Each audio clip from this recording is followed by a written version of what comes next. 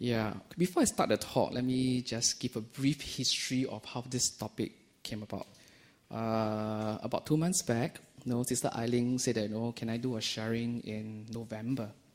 I actually hesitated for a while because my exams is in December. So I need a November month to really revise and catch up with my laziness. And that's called karma. Okay? So I asked, what's the topic for the talk? Then she told me it's on sutta. Then I said, okay, sutta should be quite easy. Not to say sutta is very easy to explain, but because sutta is very structured.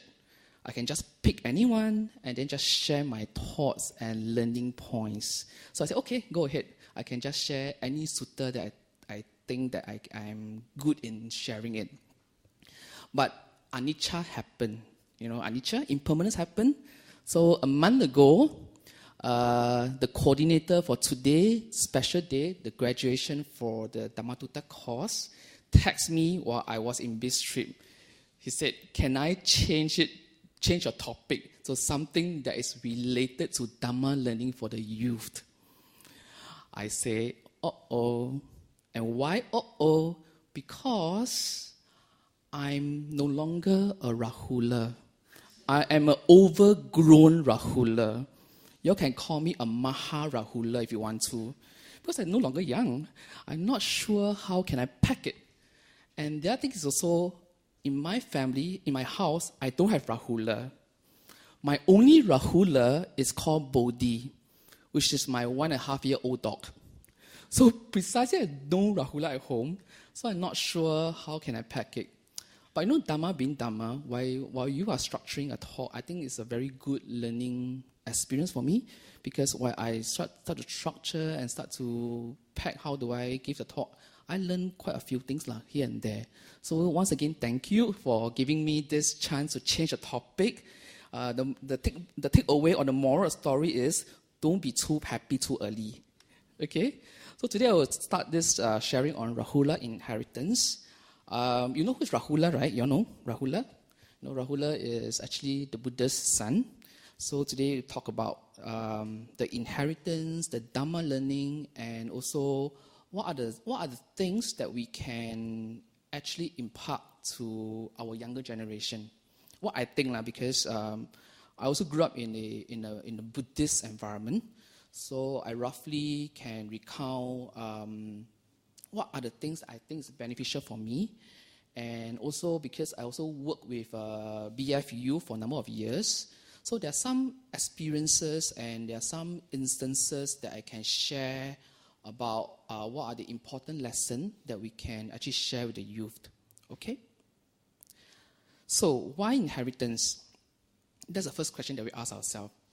Asian being Asian, we are all Asian here.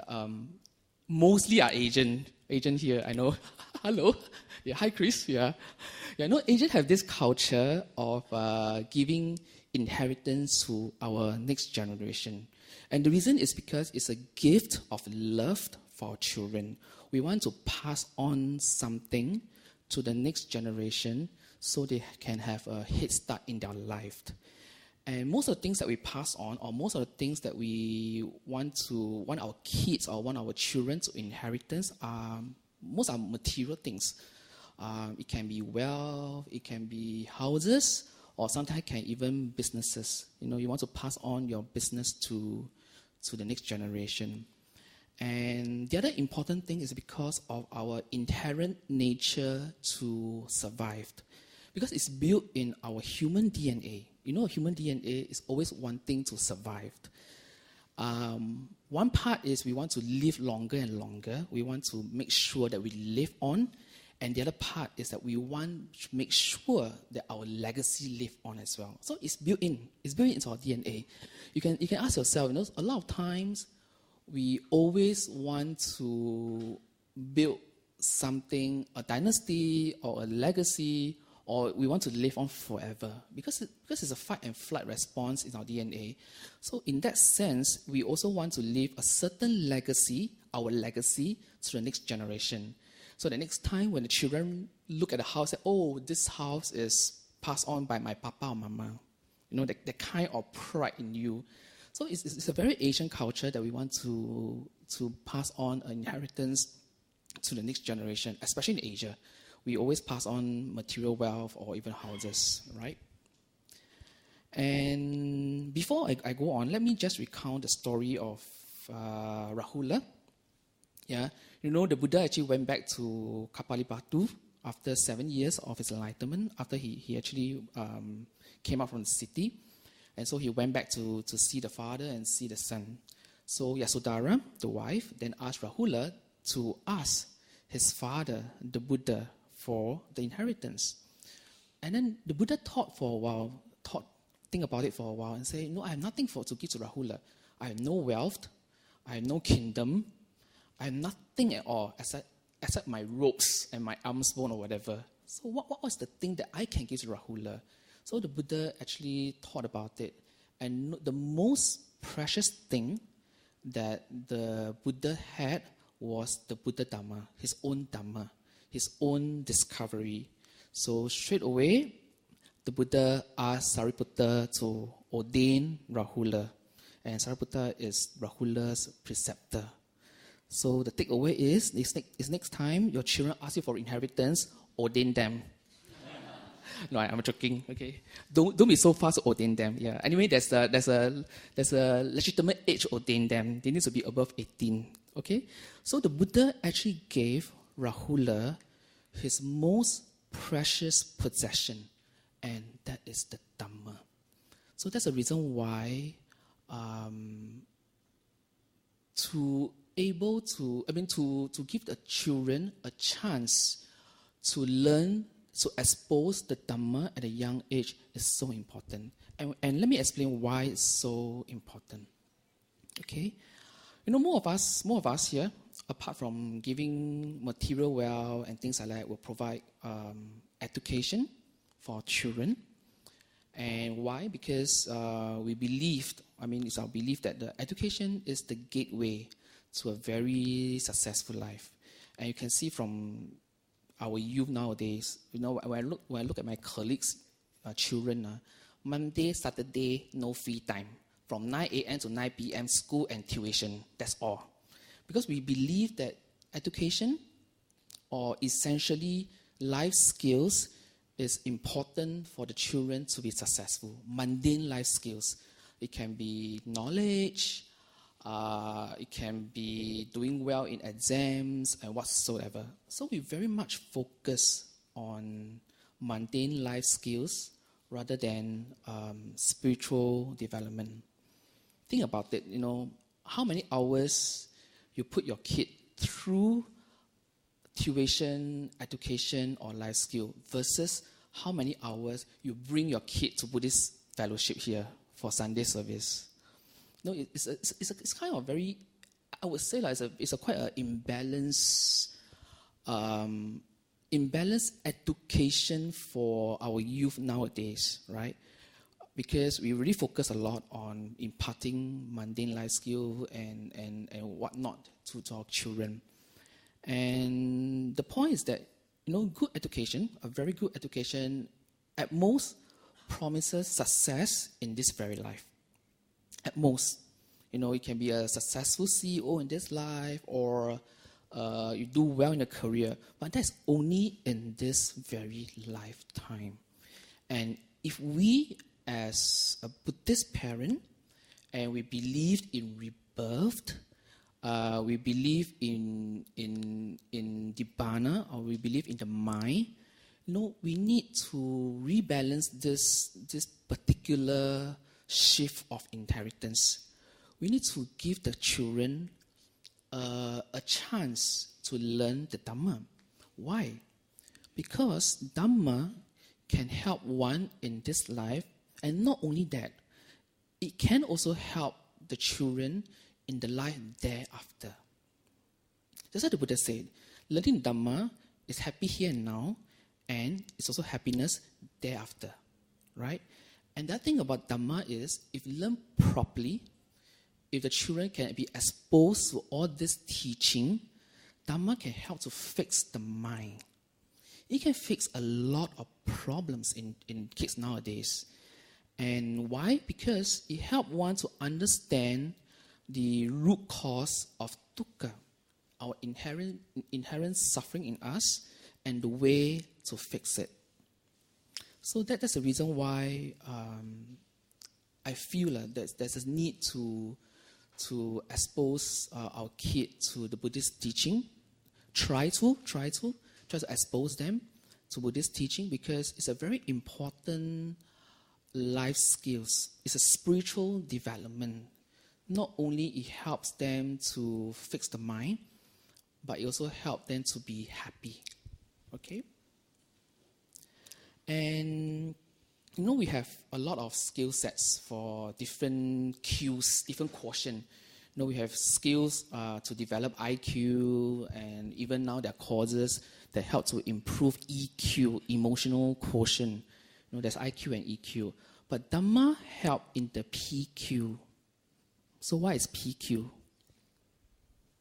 Any guess? This one I coined myself one. Yeah, I coined myself one. Yeah, it's not in the books. I coined myself one. Okay, PQ is the Panya quotient. Smart, right? Okay, Panya means wisdom. Okay, means wisdom. So there are a lot of focus on in talking about kids' IQ, how intelligent the kids are, or nowadays it's more to EQ. How do you deal with emotion and things like that.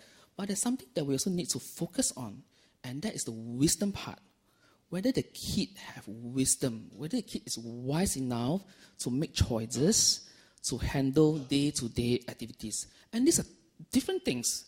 IQ is more to knowledge, learning things, executing mundane stuff. EQ is more to emotional. How do you make sure that you are emotionally settled, or how do you actually help to calm yourself down? But PQ is different. PQ is about making choices.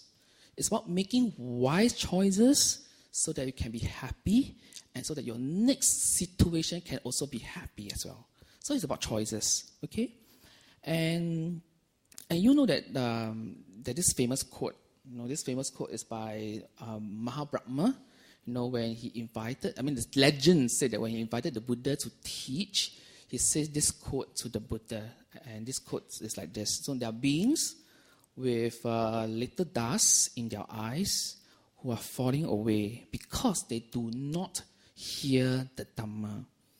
And there will be those who will understand the Dhamma. So in that sense, we need to give our kid a fair chance, a fair ground to be exposed to the Buddha's teaching. Even though when he grow up, he can't remember anything, or he don't want to be a Buddhist, it's still okay, because we have give the children a fair chance to hear the Dhamma, and whether the child is receptive or not depend on his condition. But we must first set the condition to let the child at least know what is the right Buddhist teaching versus right now the ritualistic Buddhist teaching in the marketplace, right? So we must give the child a fair chance to learn the right Dhamma, and to let them know what the Buddha Dhamma is all about, right? And you see that it's so important because there's a story, the Sariputta. Sariputta, before he entered into Paridimana, he still remembered his mother, because his mother was a Brahmana, it's a female Brahmin. And at that point of time, the mother is still not very receptive to the Dhamma from the Buddha. But before Sariputta go into Paridipana, he made an effort to go to the mom's place and preach Dhamma to the mother. And the mother eventually became a Buddhist, because after hearing what Sariputta say. So you can see that even for an Arahant, he understands that the Dhamma is so important that he wants to give the mom a fair chance to at least learn it before he goes into Paridipana, before his last breath. He also wants to make sure that the mother have a tinge of the Dhamma. So why not to our kids? Our kids, when they're very, very young, national average is that everybody who has 70 years old, national average, national average, unless there's some circumstances. So when they're very young, we should expose them first to the Dhamma. We should give them a fair chance to learn it. Okay? And to me, learning the Dhamma is more than a life skill. It's more than a life skill. It is a skill that transcends life.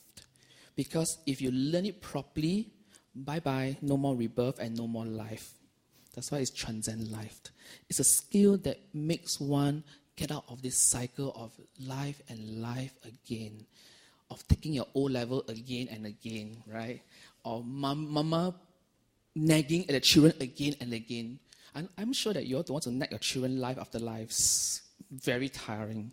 And I'm sure the children also don't want to take the PSLE or the O-level lives after lives. Yeah. So it's a fair chance. Give your kid a chance, opportunity to learn the Dhamma. Because even though they might not get enlightened, but it's a skill set. It's a skill set that can help them in fixing the mind, in making wise choices, and in being happy, at least in this very life, right? And to me, like what I say, it is something to increase their PQ, their Panya quotient. Okay? So the next question that the parent might ask, so what is the Dhamma to be inherited to the next generation? When we talk about Dhamma, it's like a big subject. The Tipitaka can fill the whole bookshelf, although now in English only like 5 books in the library. So what are the things that we should teach to our kids, right? And we all know that the Buddha actually taught in the very progressive path. It starts with dana, generosity. Then the next one is sila, virtues. Then go on by sagga, heavenly birth. Then followed by atinava, danger of indulgence. And then the last one is nikkama, renunciation or letting go. Interesting fact, it started off with letting go, dana, letting go of material wealth, letting go of time, and it ends with letting go, renunciation. See, that's a very interesting fact. So we familiarize with letting go at the mundane level so that you can let go at the spiritual level eventually, right? I'm not saying that we need to teach them all these 5 steps because these are progressive paths. But at least to me, the first 3 is good enough for the children to learn, for the kids to learn. That is dana, sila, and sagga. Let me explain why later on. Because the next 2 are ready for serious practitioner. Unless the kid is Rahula, wants to be ordained. Then I advise not or else your kid might go and ordain. I mean, to me, it's a happy occasion, but depends on you. Yeah. So we can teach the first 3 steps, from dana, sila, and sagga. So let me explain to you how this is being done and why is it important. Okay, dana. When the kids are very, very young, it is the easiest to teach dana or generosity. Why? Because when a child is at a very young stage, there is no concept, not much concept yet of I, me, and my possession. This is mine, this is I keep you see the baby, there's no concept of possession. No concept, this belongs to me, this I, this myself. It's only when they grow up, because of environment, because of education, that this belongs to you, this is me, this is I. Then they start to have relationship with things, with people, and with ideas. So to me, at a very young stage, it's quite easy to teach generosity, to teach giving, to teach sharing. Okay? And why dana? Because dana, the act of generosity, the act of giving, helps to nurture a very kind and compassionate heart. a kind and compassionate heart. The heart is somewhat very, very soft. The heart and mind is somewhat very, very light and very giving. And you know that when someone is very kind and very compassionate, somewhat he can also be very forgiving to other people and to oneself. To oneself. I read an article yesterday from Business Insider. It's one of the website that you can Google about business strategy or how to do well in life and things like that. So one article talking about how to be successful in career, And one of the criteria they research on is if a person is kind and compassionate to oneself and others, he or she tends to be more successful in their career. Why? Because when you are kind and compassionate, you tend to be more forgiving to other people and oneself. You don't caught up with faults, and you have better relationship management with people, right? So the act of generosity helps to nurture a kind and compassionate heart. And through giving, you also become more empathetic. There's more empathy that arises in you. Because the act of giving, there's a giver, there's a giver, and there's somebody to be given, and there's a gift as well. You tend to look at things in a more empathetic way, right? And we all know through scientific research, one who give more, one who are more generous, also have more joy and happiness in their life. So to me, this is the Buddhist way of nurturing EQ. Because when you have more joy and more happiness in your mind, you find that your emotional is more balanced. You are more balanced. And why you're more balanced? Because you no longer hold so much. You no longer look at things in such a microscopic way that this is I, this is myself, these are my faults, this belongs to me, this belongs to you. There's a blur line now between your things and other people's things. You tend to share more. And it encourages sharing and encourages giving as well. And through the act of giving, you also develop what the Buddhist emotional quotient say about the 4 Brahma Vihara, with its loving kindness, its loving thoughts, compassion about giving, appreciating joy, and equanimity. In that way, your emotional is more balanced, and your mind is light, and you don't hold so much. And imagine a kid that is full of smile, full of laughter, and always willing to share things with people. It's a very lovable kid, right? It's a very lovable kid, rather than a kid that always wants to hot things, hot toys, hot sweets or candy. So in that case, you teach the child to let go, and don't hold on to things too tightly. And the mind will be very, very light. The mind will get very, very light. And it's also a way to help the kid to relate himself to other people as well, right? So that's dana. And sila. Okay, the point about sila, there needs to be a shift of how we impart moral values to our kid. In the past, me, myself included, my parents always tell me, do not do this, do not do that. It's always about do not. But I don't understand why cannot. So I always argue back, why cannot, I'm being quite a rebellious kid. I always say, why cannot? Yeah, so there's much a shift of teaching sila to the kid. It's about the understanding of moral values, of why. Why do you need to do all this why do you need to maintain a moral conduct? You must let the kid know why. And the reason why is a happiness. It's a happiness experienced by oneself, because when you refrain from doing all these things, you are happy because there's no fear and guilt. And you also do not harm the other party. You do not make the other party sad. You do not make the other party fear. And you respect the other party. So that is the premise of virtues of sila is not only about do not do this and do not do that. It's about why. Why are we doing all this? Why are we not doing all this?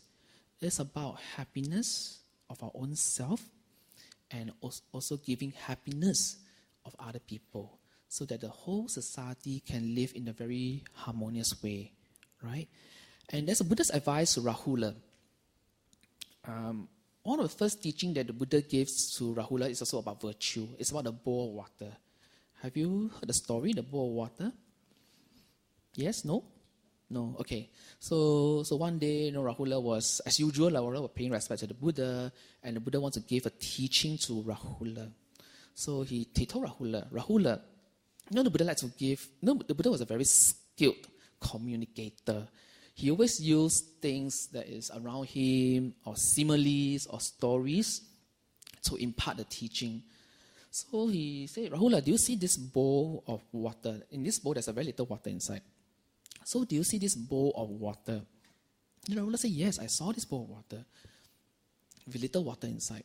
So the Buddha said, Rahula, if you ever tell a lie,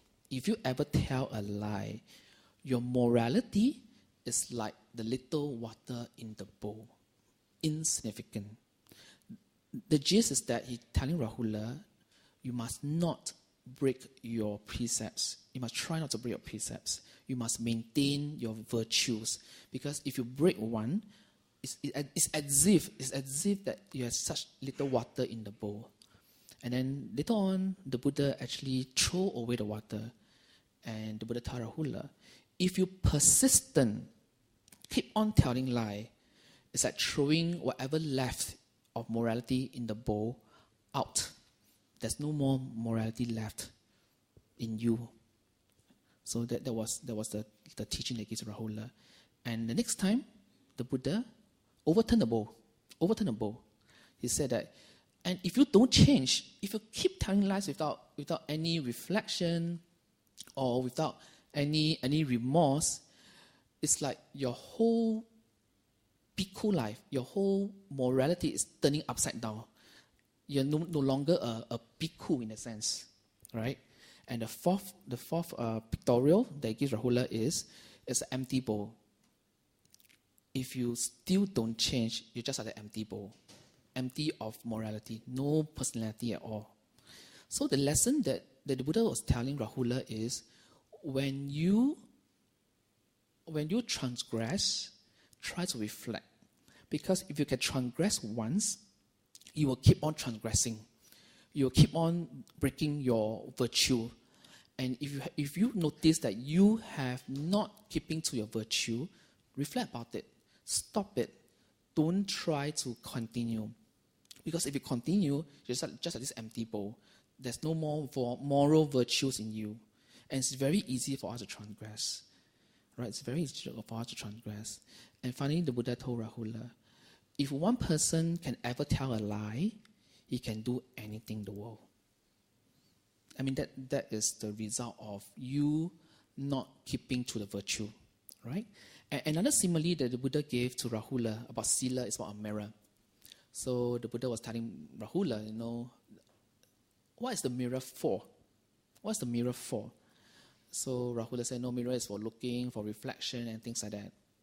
So the Buddha said, likewise, a mirror is supposed to reflect your bodily action, your verbal action, and your mental action. So you must make sure that whatever you do is morally right in mental, in your verbal, and your bodily action. So be like a mirror. Always reflect on your action. Whether are you giving yourself happiness, and whether also are you giving happiness to other people as well. Okay? So that's a part of our sila. So like I mentioned, we need to shift how we impart sila. It's not about do not. It's about letting the kid know why. Why is it important to know sila? Right? Satga, okay.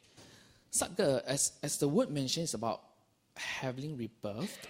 So to me, it's about teaching the kid to be responsible for their action, for the choices that they made. right? This word about karma, a lot of people explain, a lot of books or people explain karma as in cause and effect. You do something, action, and then there's an effect going on. But karma, if you look at it a bit more carefully, is about the mind. It's about the choices that we make in our mind. Because the choice that we make in our mind determine the lenses that we see the world and also condition our next choice. So it's very important to teach your kid about making the wise choices, because whatever choice that he made will create a little stain in the mind, and that little stain will become the lens he sees the world. Okay, let me explain a bit about this. Before that, let me drink a bit of water first. Sorry.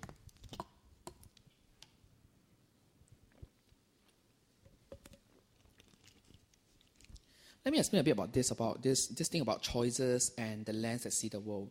Example, there are two kids here. One kid think all people are evil. Okay, all people, everybody is evil. And the other kid says everybody has goodness in them. So one day, their friends give them a sweet. Let's say give them a sweet. Because of the choice that they make in their mind, the choice that they think that everybody is evil, the person that have this mindset will think that, why is it giving me sweet? Why? Some ulterior motive, is it? Why is it giving me sweet? Because of the lenses that he sees the world. But to another person that there's goodness in everybody, when the friend gives him a sweet, he'll be very, very thankful to the friend, very grateful to the friend. So you see, there's a slight shift in the mindset that how you see the world. It's the same action, but the mindset changes.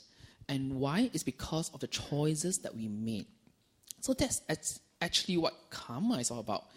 Teaching the kid making wise choices so that he can make wise decisions thereafter. Okay? And also about understanding the consequences of your action. Whatever that you do, you have a certain effect on your mind and on other people as well. And also about making wise choices and be responsible for one's choices. So these are little things that we can actually impart to our little young ones, about making choices, about being responsible. They may not know the full spectrum of karma, but they will know that whatever I do, I'm responsible for my action and for other people as well. Okay?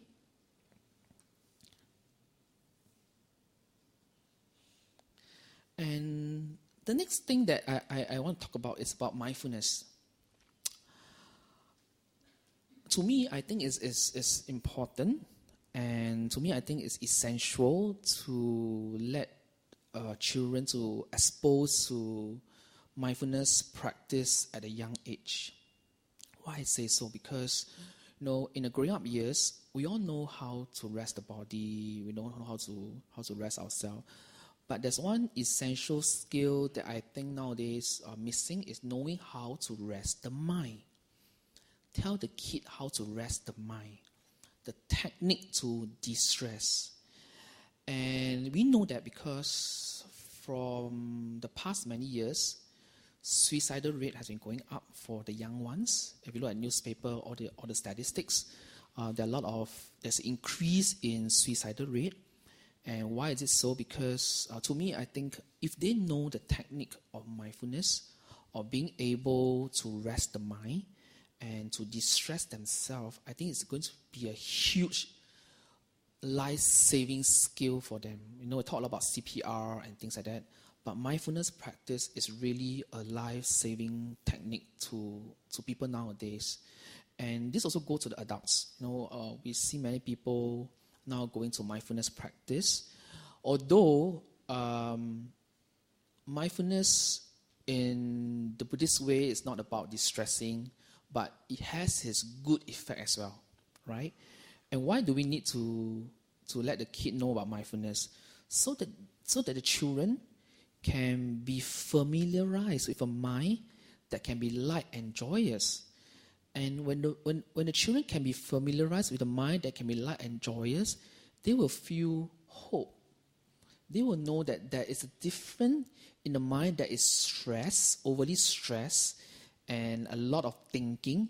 And there's a mind that I can go to that is light and joyous. A lot of cases when younger children broke down because they do not know how to distress the mind. They believe in everything the mind think, and the mind goes into overdrives, right? So it's important to me to be able to teach a young one to be familiarized with a mind that can be light and joyous. And how do we do that? One of the ways that I find very useful is spending time with nature, because nature has a way of stealing the body and the mind. You can just go to a walk in the park, reservoir, or even in nature park, because the effect of walking, the effect of greenery, and the effect of forest can help to steal the mind. And that's why a lot of traditional meditators, they all go to the forest, because it's an environment that steals the mind and steals the body as well. Or rather than spending more money to go to tuition, maybe invest in a course like Dog B. Dog B is a mindfulness course for younger children. Yeah, and this Dog B is now adopted in UK. In UK, in school, they are now teaching Dog B, how to teach the kids to be mindful. Right? So I think this is an important aspect about teaching the kid how to train the mind in a very minute way, in a very baby steps way. You know, how to relax, how to distress the mind, how to make sure that they are very familiarized with a light and joyous mind. Okay? Next is about, we talk about what to teach. And the next segment, roughly, I just share about how to teach. Based on my own experience with the youth, how do we teach young children? I know nowadays children are getting smarter and smarter, and they are more challenging. It's quite difficult to teach them. So what are the tools that we can use to help to impart the skills? First is to use relevant and applicable example. To me, that's the most important thing. You must be able to show the kid why these are relevant to you, why these are applicable to you. And a lot of time, the Buddha actually used a lot of examples in his time to teach. For example, there's this story about one of the Brahmin was coming over to the Buddha saying that, we have this ritual. When we chant and chant, the soul can go to the heaven, So the Buddha was kind of interesting. He said, okay, why not you show me another example? You take this wood, and then you put in the water. Sorry, not wood, a rock, and put in the water. So, when the rock is in the water, the rock will sink, right? Then you tell the Brahmin, now you go and chant, make the rock float. Obviously, the rock didn't float, right? And then next, the Buddha say, take the piece of wood, put in the water. Now you chant for me, make sure that the wood sink. Obviously, the wood didn't sink. So the Buddha was telling the Brahmin, if your chanting can't even make a material thing sink or float, what makes you think that your chanting can make a soul go heaven? So you see, the Buddha actually used a lot of very logical and applicable examples to teach the kid. And that story was also about making merits. Buddha said that we need to share the merits at least to our departed relative or in the Pitta realm. So some of the ends say, what happened if I have no departed relative around? Then the Buddha say, it may not be your immediate relative. You have been in this life for many countless lifetime. You sure must have departed relatives that can benefit from a sharing of merits. Okay? And Buddha continues saying, even you do not have any departed relatives, the act of sharing merit is good for the mind because it's sharing. It helps the mind to develop generosity as well. So these are very, to me, it's a very relevant and very applicable examples that the Buddha used to teach. So likewise, in this era, we can use some very applicable and relevant example to teach our kid. And there are things about using visual aids or technology. I know some parents say, no iPad, no iPhone, no computer, and things like that. But rather than resisting it, we can actually make use of it, enhance it, and use it as a tool to teach the kid. And Buddha is very good at using visual aids. Using visual aids. For example, Bhikkhuni Khema. Bhikkhuni Khema is one of the consort of King Bibisara. You know the story about this consort? It's very, very indulgent in his own beauty. So one day he went to see the Buddha, and the Buddha knew that he's very indulgent in his own beauty. So the Buddha actually created an image of a very beautiful deva beside him fanning the Buddha. So the queen was looking at the beautiful deva fanning the Buddha, but the Buddha make the deva grow old and then collapse to the ground. So these are visual aids. So what I'm trying to say is we can use PowerPoint. As a teachers, we can use PowerPoint. We can use visual aids. We can use multimedia, storybooks to help to teach the kids. Because nowadays kids are all... Sorry, just one thing. Hi, Bante.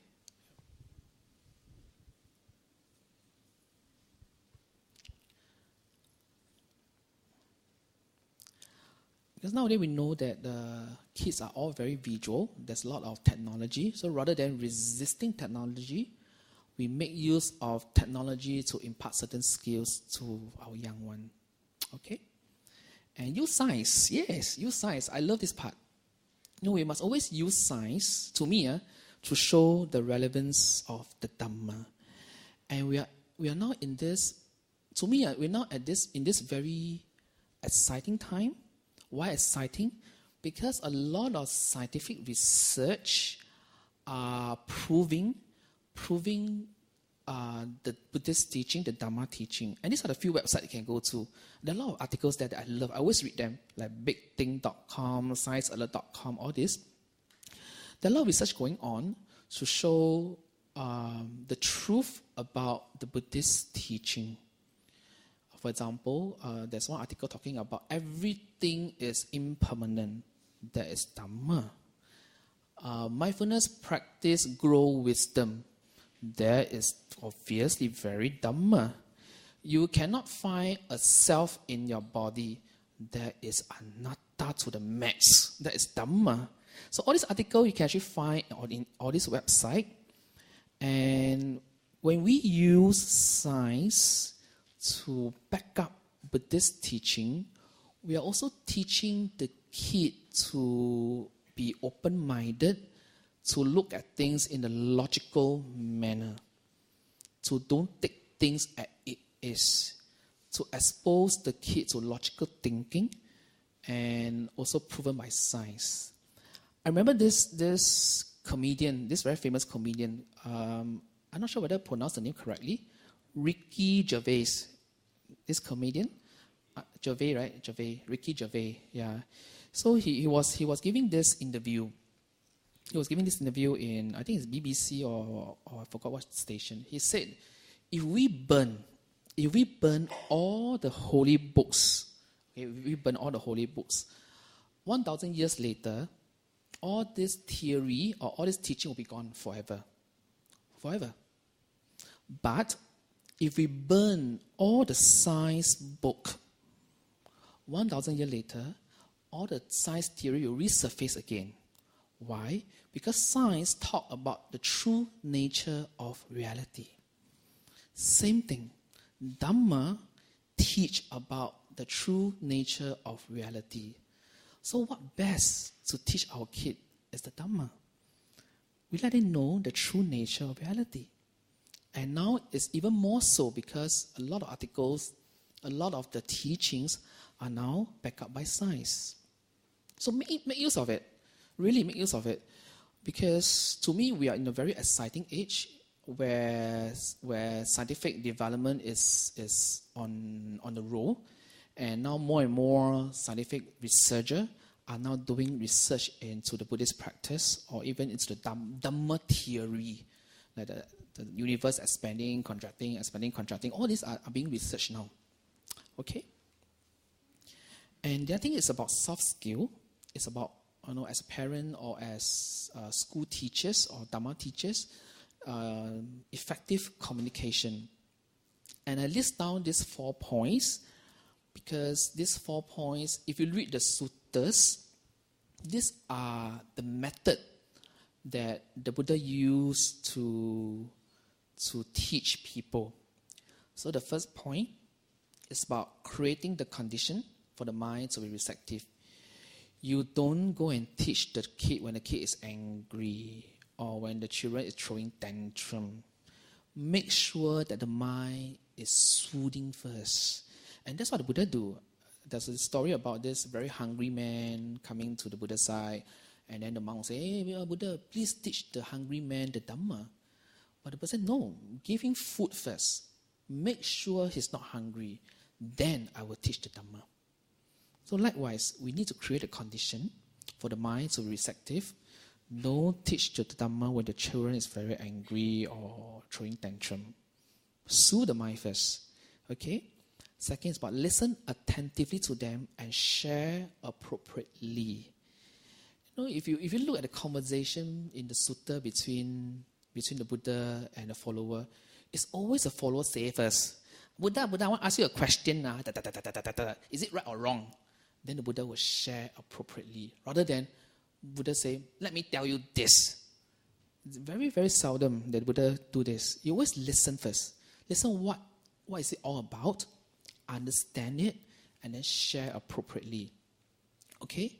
And third thing is about conclude and help to draw out what is in the Dhamma for them. What's the relevance to them? Why is it important to them? Why do you think this help? We are all hopelessly practical person, including me. We want to see what's in it for me. Even now, children nowadays, they will say, what's in it for me? So conclude, help to draw out what's in the Dhamma for the children. And then obviously you have to reinforce and remind. And the next part is about really, because the growing up years is a very difficult years, especially for teenager. If you recall your growing up years, we all went through a lot of upheaval of emotions, a lot of because the growing up years, we start to make sense of the adult world. There's a lot of, sometimes it can be anger, sometimes it can be bursts of emotion, can be frustration. So we need to be very patient, very kind, and always believe in their strength. Believe in their strength. Because remember about the karma that I say, about the condition that I say, the choice that you make. If you believe in their strength, the children will also believe in their own strength. But if you believe in their fault, the children will grow up believing in their fault. That's all about them. So it's also a conditionality that we give to the children. If we believe in their strength, we are positive about them. More likely, they also be very positive about themselves, and they also believe in their own strength. Okay? And there are parts about giving them the adequate space to grow. Every individual children is different. There's no boxing of everyone. What works for one does not work for another. We need to give them space to grow their own skill, give them space to grow their own journey, while giving them some premises, but we need to give them the space to grow. They might not grow up to be your expected model. We all have a lot of expectation for the kids. You guys must be a doctor, must be this, must be that. But every children bring them a different skill set. And every children is a different being altogether. So we need to give them some adequate space to grow, to fall, and to pick up. The things about failure is that, we grew up in an environment that failure means hopeless. Failure means forever. But if we understand about anicca, impermanent, we understand about anatta, which is conditionality, we know that failure is just one episode. It does not define the child, it does not define the kid. So give them space to grow, to fall, and pick up. There's a famous Japanese saying, right? Fall 7 times and rise up 8 times. So give them the space, be patient, be kind, and always be there to support them emotionally and physically as well. Because, what best when my parents is my own Kayana Mitta, my own spiritual friends, which is the next part they're going to talk about. The importance of Kayana Mitta, the importance of friendship, the importance of them having friends. We need to let them grow up in an environment where they can really associate with the wise and having supportive friends that they can really rely on and grow up with. And what best is really to associate with the Buddhist center, like Buddhist fellowship. 打广告了, yeah. So bring your kids to Buddhist fellowship because there are a lot of friends here. The parents here are all supportive, and we all can learn the journey of bringing up kids, right? And it's really beautiful when parents and children can learn the Dhamma together. While the child is going up Sunday school, the parents all here listening to Dhamma talk. We are all in this spiritual journey together. And the best learning always start from home. Always start from home. Because they spend most of the time at home. Parents are their very first role model that they see. And if one can learn together as a family, it's such a nice blessing. It's such a nice feeling. And if the parent can be spiritual friends to your children, I think that's the best. Because they always come to you when they have problems and can even share the Dhamma together. It's a very beautiful, to me, it's a very beautiful communion in the community to have a Dhamma family. Okay? So, for those of you, if your child have not signed up for a Buddhist fellowship Dhamma Tuta program, please sign up. The forms are out there.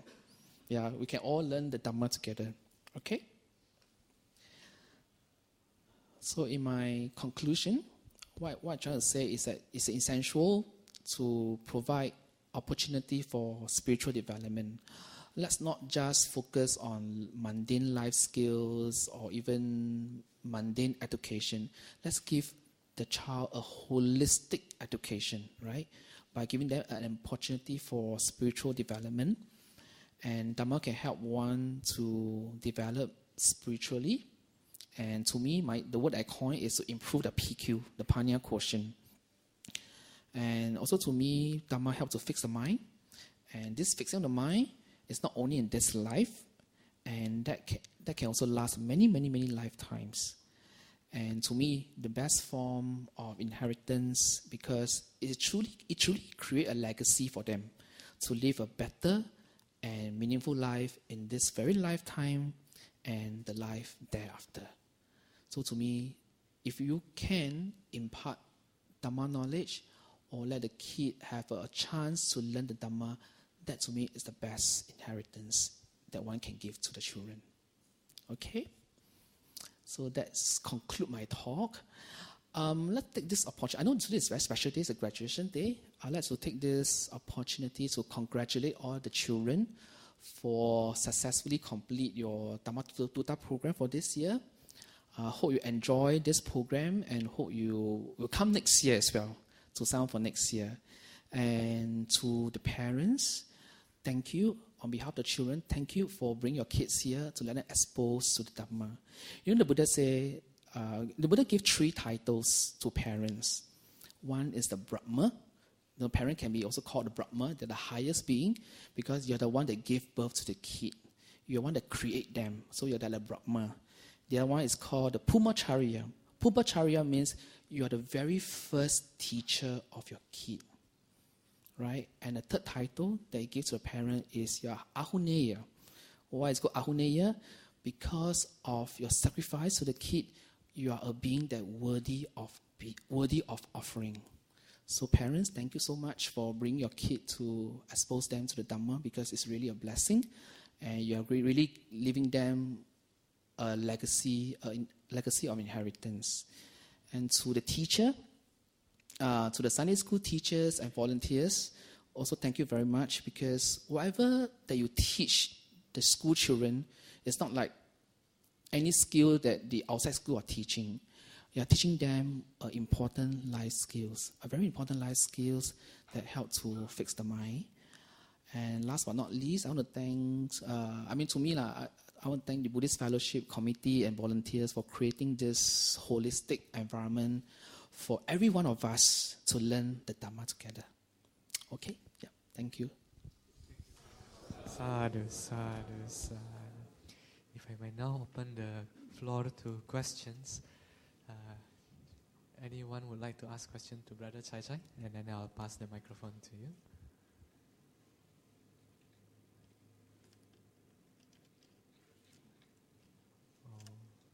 Anyone would like to share challenges, maybe with kids? No? Or maybe I have one, Brother Chye. Okay. Prepare one, right? Then. Okay. Not really.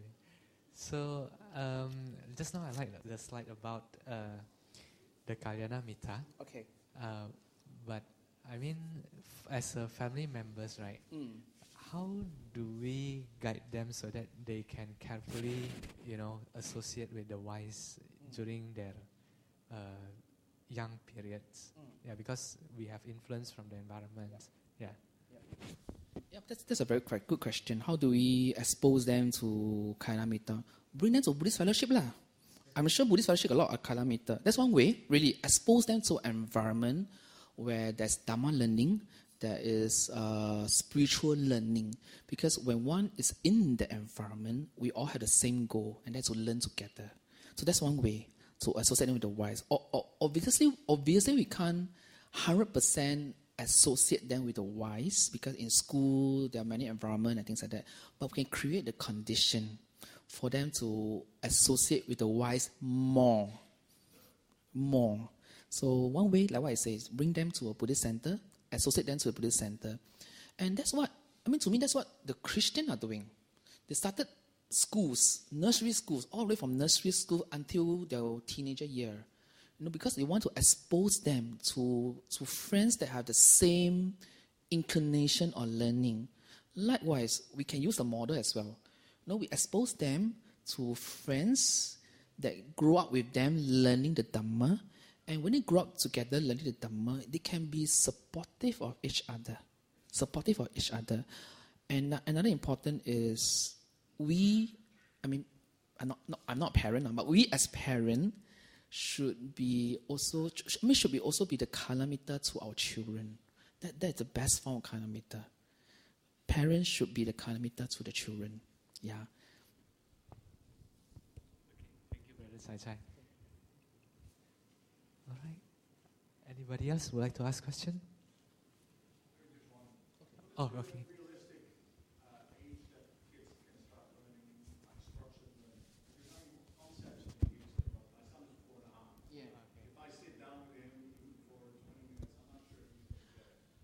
So what is the optimum age to start learning?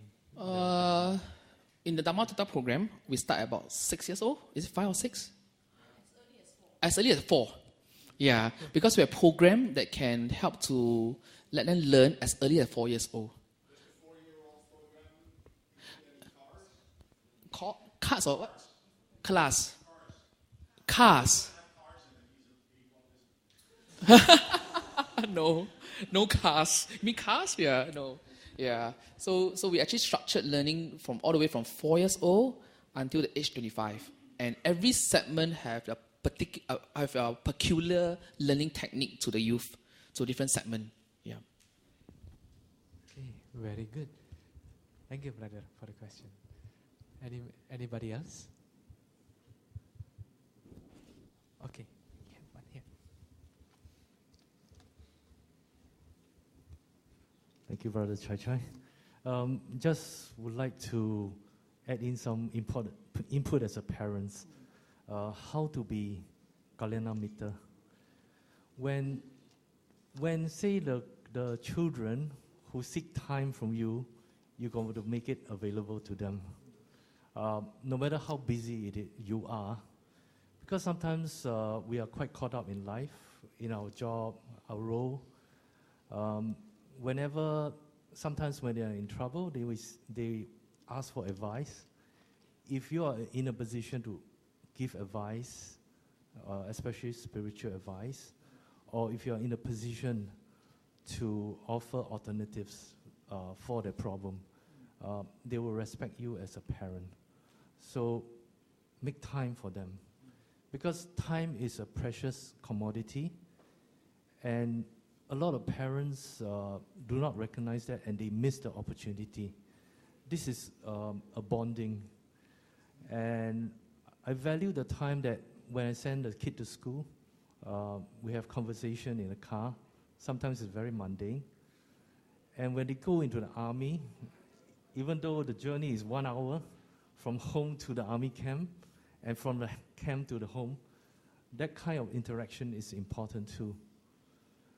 And now when they have their friends, and sometimes when they cancel the appointment for lunch and say, "Are you available for lunch?"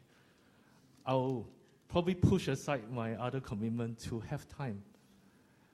This is to build up the trust and confidence with them. And of course, the more important thing is to be a practitioner.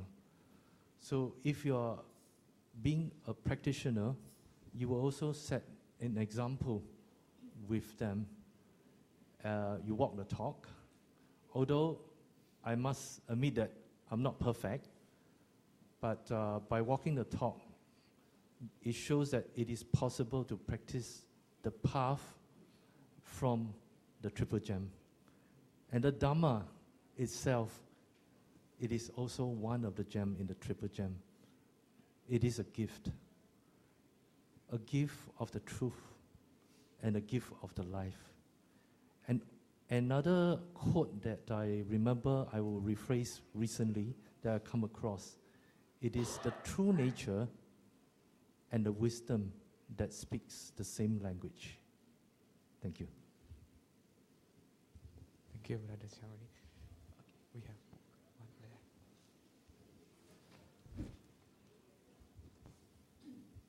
Hi, can I just ask, is it too late to introduce the Dharma to an angry, cynical 20-year-old? It's never late because we never age. We go life after lives. So it's never too late, but it can be a challenge, but it's never too late. You can join the Buddhist youth. How to even pull him when he, as you said, he may not even want to join you for dinner because he has his own other activities, his other priorities. See what is he interested in. Sometimes you need to have a bait. It's a skillful means. You need to give him a bait. I remember this parent that told me that last time the kid don't want to come to center, but the parents said, if you come to the Buddhist center, I buy you an iPad. Then he really comes. First few times a bit like okay, but after he enjoy the company. So sometimes we have to use different. You know your kid best. You see what he interested in and what he wants. And to me, the most important thing is to be patient and to really be there for him if we have any problems. Yeah, because the kid, the youngsters, the teenager will feel it. Sometimes they are in these very rebellious years. I understand that because I also been through that stage, rebellious year. My color of my hair is different color one. Yeah, but when my parent is very patient with me, and when I fall, and they help me out, that is the emotional bonding I had with them. Really, I just wait. To me, just wait for the time he fell down. I'm not saying he must fall down. He must fall down. Wait for him to fall down and then pick him up with kindness and compassion. He will really appreciate a lot. okay, that would be your skillful means of Yeah. actually Yeah. getting him, Yeah. getting the right time. The right time, the right bait to come. Yeah. This is a true story because the parent actually brought the kid here with an iPad, and then the kid stuck here forever. Not forever, stuck here till now. Cannot be forever, right? Yeah. But transcend lives. Yeah. Okay. Yeah. Okay, very good. Any more?